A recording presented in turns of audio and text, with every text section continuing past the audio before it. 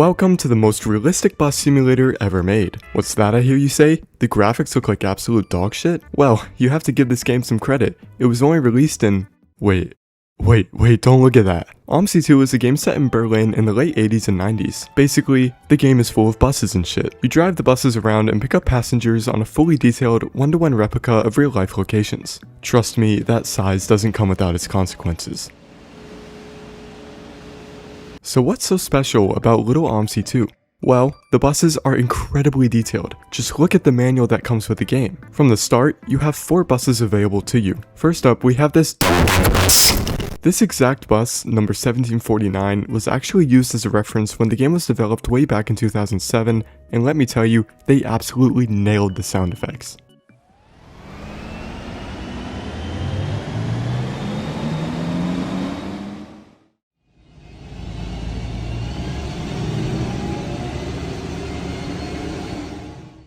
Moving on, you then have, drumroll please,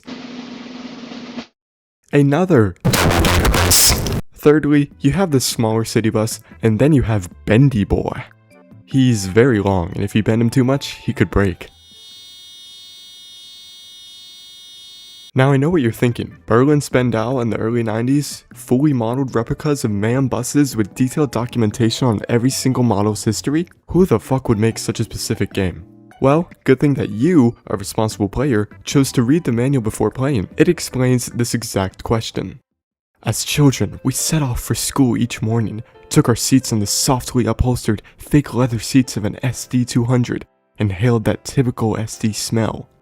And then a whole bunch of other nostalgia bait that I'm not going to read. So whoever created this game clearly has some passion for the subject.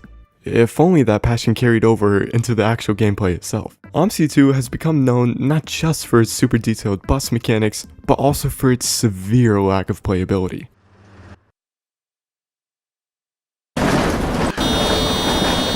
For everything this game does right, it does 3 things wrong, then crashes with no explanation. Bouncing buses, buses that got a little too excited, insane loading times, traffic that wants to absolutely murder everyone around them. I mean, geez, everybody talks about it. What went so horrendously wrong, but at the same time, so horrendously right? That's exactly what we'll be discovering today. Welcome to both the best and the worst simulation game, OMSI 2.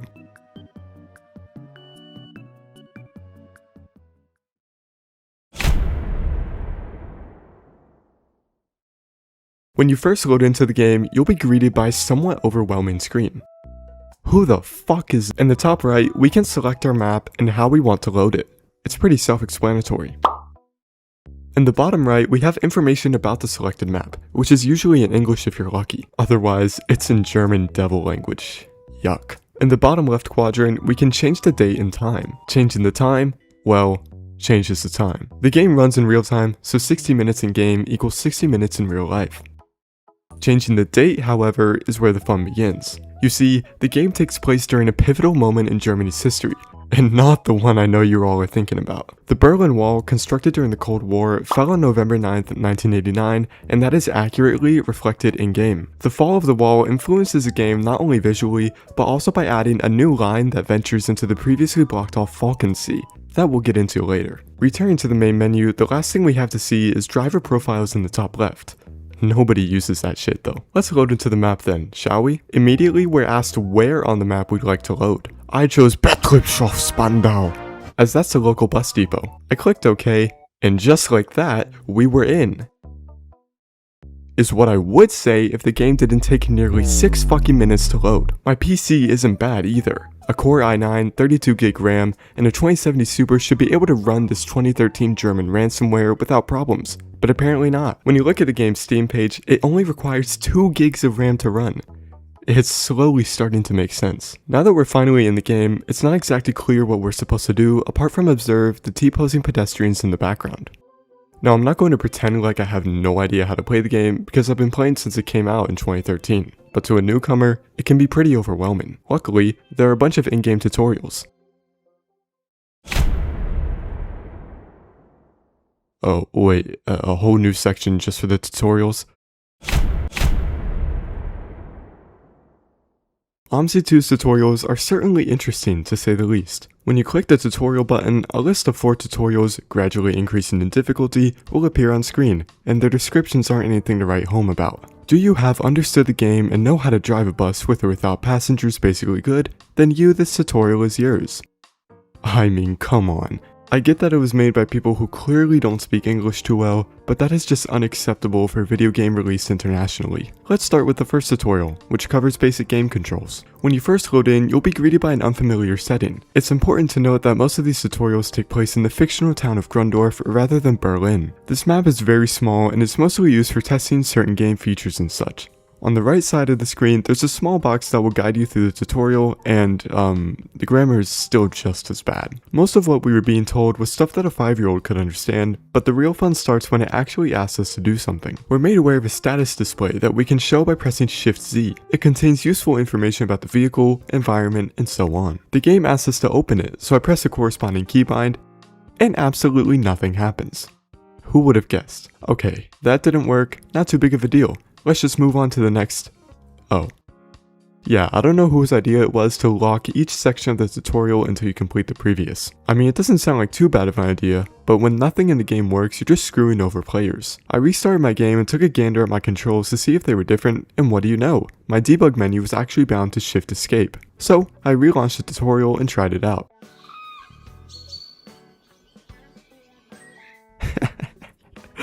Oh, this game is hilarious. So we didn't have too much luck with the first tutorial. Maybe the second one will be better. This tutorial focused on teaching you how to actually drive the bus. Loading in, we're immediately met with a scene that has some creepypasta potential. The description for this one is actually very funny. So you have registered for the driving lesson with driving school Scratch in Grundorf. You will enjoy driving a bus very much. You will take much pleasure in bus driving. Okay then. The first thing this tutorial asks us to do is spawn a new bus. There's nothing overly difficult about that. Once that's done, we familiarize ourselves with the function of switching to other nearby buses and even make an AI colleague drive one itself. Kind of scary, but okay.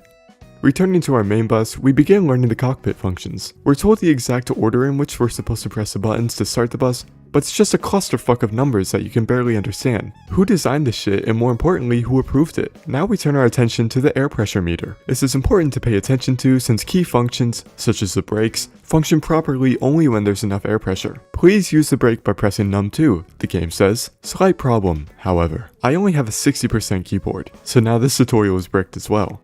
I guess this one's kinda my fault. I'll keep the third tutorial short. It asks us to press F5 through F7 respectively to change the numbers seen on the bus. If you guessed that absolutely nothing happened when I pressed those buttons, you'd be correct. Incredible. I tried to load the next tutorial directly in the game for convenience, right? Apparently I'm not allowed to.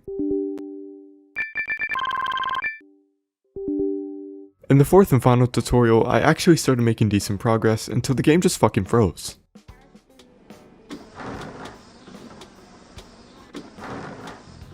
Yeah, I've had enough of these tutorials. If you're a genuine newcomer to this game and want to learn how to play, good luck.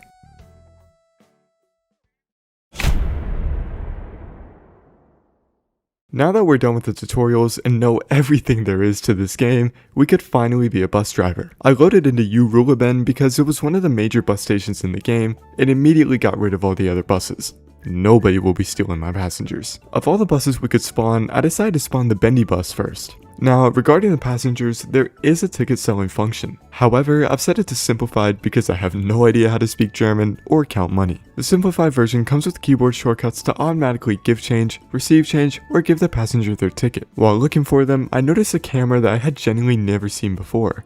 The eco perspective. So, I pressed F11 and was immediately sent to the stratosphere. That camera clearly doesn't work, so I pressed F1 to return to the cockpit view.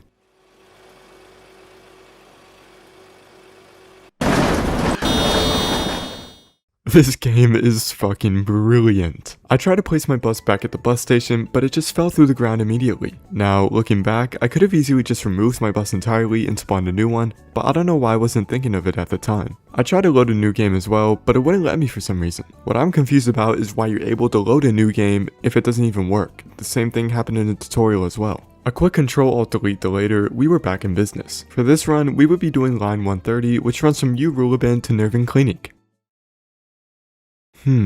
I set my bus's display and then enabled waypoints. These waypoints are one of the game's only good features as they tell you exactly where to go. Once the time came, I rolled up and picked up all my passengers. A few of them wanted tickets, but the rest of them just filed in like lifeless zombies. And just like that, we were off to our next stop. Now, I won't go through every single stop since that would be incredibly boring. However, I will mention things like the fact that the AI prefers to brake check you every time it changes lanes. For a game that proudly boasts its intelligent AI traffic, this is quite shocking, yet still far from the worst we'll see today. You do have the option to disable AI traffic collisions, but I've left them in just to showcase how janky the game really is. Down the road, I noticed a delta in the bottom right. It showed we were 2 minutes behind schedule, which was a really cool feature. Most of the trip was pretty laid back, as I was just driving and picking up passengers, until I wasn't.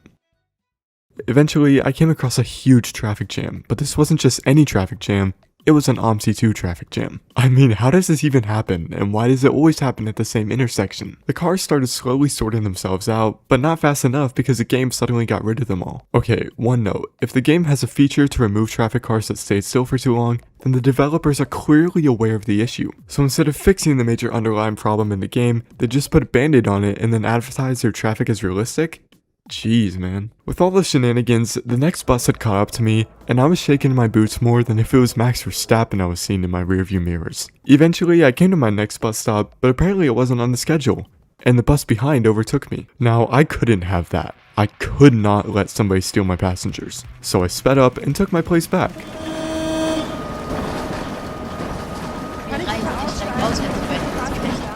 But apparently I hit him, and now all my passengers wanted to leave my bus. Instead of gaining passengers, I watched every single one of them file out the door. Damn.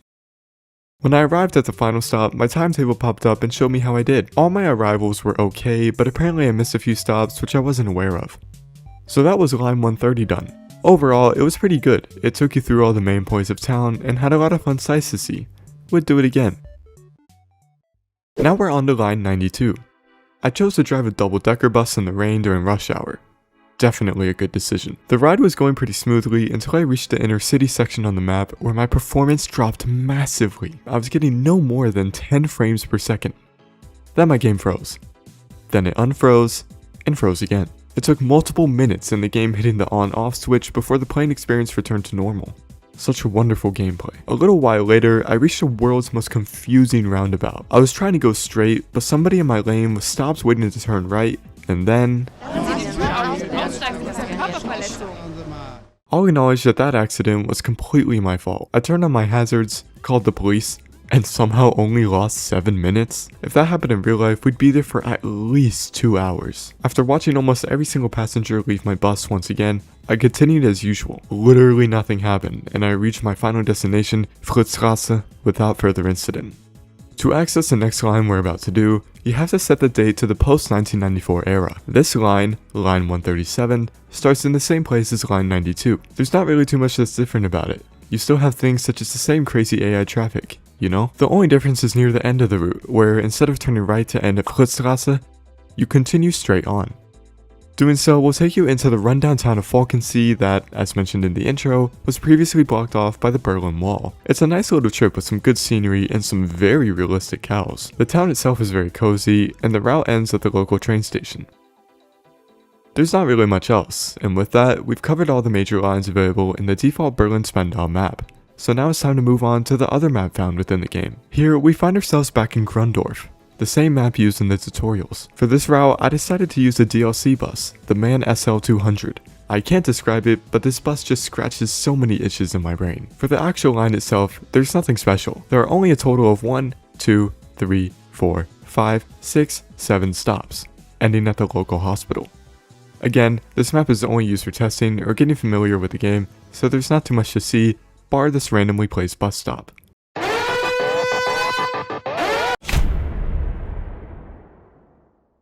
The amount of content in this game doesn't stop at the couple of maps and buses we've explored today.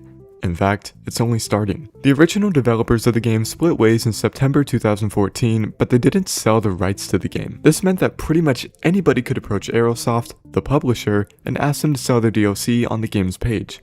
That turned out as well as you would expect. The sheer amount of add-ons this game has is absolutely fucking ridiculous, and as I said, they're all made by different people. There's no quality control either. Just look at the reviews for the London DLC, which, by the way, costs the same amount as the original game itself. The base game costs $30, but it's almost always on sale, so what the fuck is this other DLC doing priced at $35? And all the other DLC that costs around 80% of the game's original price? I mean, come on guys, we're not paying for an entire game here. We're paying for an extra bus and a map. That Man SL200 DLC I used earlier, I paid $15 for it. I paid half of an entire game's price for one single bus. The original devs would go on to make their own game years later, but I hadn't heard anything about it until I did some research, so it probably didn't do too hot. Now, for these overpriced DLCs, I actually have a few in my library that I bought years ago.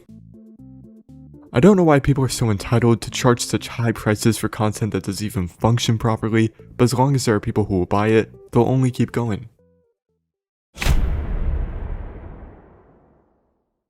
So that's pretty much the average playing experience of OMSI 2. It's sad because this game had so much potential, but such poor execution. The setting of the game, the buses, and the detailed mechanics all have so much charm to them that can't really be found in any other game. But at the same time, the poor performance and terrible gameplay experience completely overshadow them. I like to describe OMSI 2 as that one friend who's a total idiot, but with whom you can also have a super deep conversation. Nonetheless, the game was still pretty popular in its time, racking up a couple million views on YouTube. And despite its flaws, I've always found my way back to it.